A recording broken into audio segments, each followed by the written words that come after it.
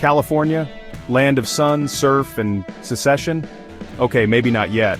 But California's liberal leanings have some folks seeing red, white, and bi, Felicia. Let's be real, California is a political heavyweight.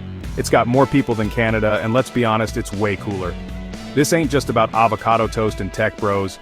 California's size means big-time political power. We're talking about a lot of people with a lot of opinions, and more importantly, a lot of votes. California's got a whole bunch of seats in the House of Representatives. These are the folks who actually get stuff done, or at least try to before getting bogged down in political gridlock. And don't even get me started on the Senate. California's got 2 senators, just like every other state, but those 2 senators represent a whole lot of Californians.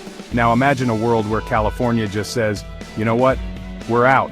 That's right, amigos, we're diving headfirst into the wacky world of hypothetical secession.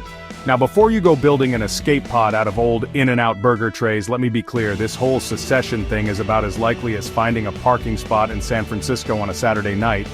But hey, let's pretend for a second, just for kicks. What would happen if California decided to become its own country? Would they keep Disneyland? Would Hollywood still make movies? Or would it just be endless reruns of the OC? These are the important questions, people. Let's say California decides to go full-on independent nation. They've got their own flag, Bear with a Star classic, their own anthem, probably something by Tupac, and their own currency, Silicon Valley dollars, anyone? Now I'm no political scientist, but I'm pretty sure this would cause a bit of a stir. It'd be like that time your friend got way too into fantasy football and declared their basement an independent republic. First off, the political landscape of America would get a serious makeover. California's got a lot of seats in the House of Representatives, and they're pretty much all held by Democrats. So if California decided to peace out, the Democrats would be down a whole bunch of votes. It'd be like trying to win a football game after your star quarterback gets benched for eating too many nachos.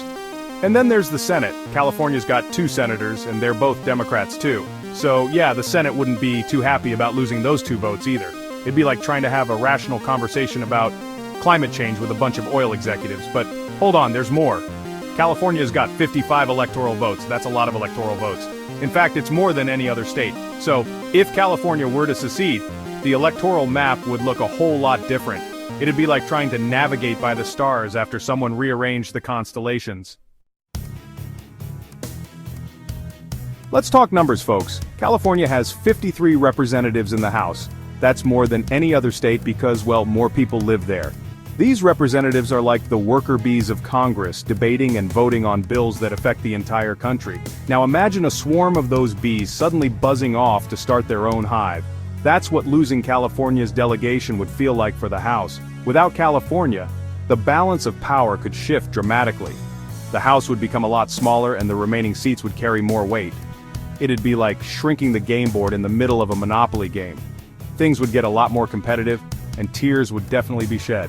Now let's not forget that those 53 California representatives aren't just warm bodies taking up space. They bring a whole lot of experience, expertise, and perspectives to the table. Losing that diversity of voices could have a real impact on the kinds of policies that get debated and passed. It'd be like trying to make a California roll with just rice and seaweed, technically possible, but something crucial would be missing. Now let's talk presidential elections. Remember those 55 electoral votes California has? Those are kind of a big deal. It's like having the cheat codes for the Electoral College. Without California, the entire game of presidential politics changes. Candidates could no longer rely on winning California to secure victory.